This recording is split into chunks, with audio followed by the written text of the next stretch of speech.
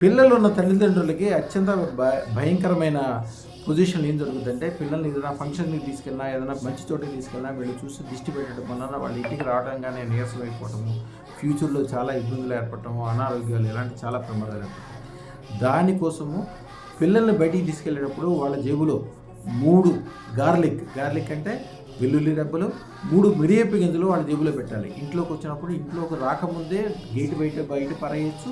ఒకవేళ ఇంట్లోకి వస్తే వాష్రూమ్‌లో ఫ్లష్ అవుట్ చేసేసేయండి అంతే.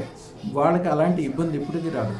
అలాంటి ఇబ్బంది పర్మనెంట్‌గా ప్రతిసారి మీరు గుర్తుంచుకోవచ్చు. ప్రతిసారి మీకు ఆ అవకాశం రాకపోవచ్చు. అందుకని ఇప్పుడు కూడా పిల్లలకి అదృష్టరత్నం, మంచి అదృష్టరత్నం శుక్ర శతరత్నం 1,16,000 ఉంటుంది.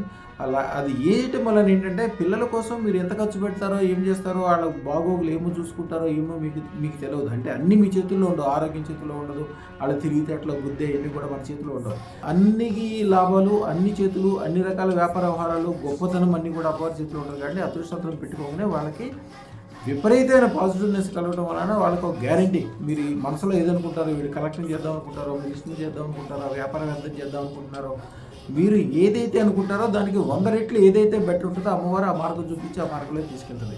అదృష్టరత్నం పెట్టుకున్న వాళ్ళ చిన్నపిల్లలు చూడండి, ఎవ్వరు కూడా వాళ్ళ భవిష్యత్తులో ఒక రేంజ్ అనమాట. ఒక రేంజ్ అంటే తల్లిదండ్రులు ఏదైతే వాళ్ళు పిల్లల కోసం 10 లక్షలు, ₹1 కోటి, 10 కోట్లు సంపాదిస్తారో, వాళ్ళు పిల్లలు ఆస్తి వంక చూడరు.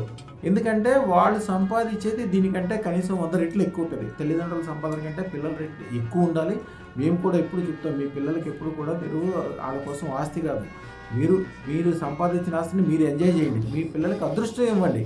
అదృష్టం ఇస్తే మీకంటే 1 కోటి రెట్లు వాళ్ళు ఎక్కువ సంపాదిస్తారు. అదృష్టత్వం ఉన్న చోట మీకు తెలియకుండానే అద్భుతమైన విజయాలు కలుగుతాయి. శుభం భూయాత్.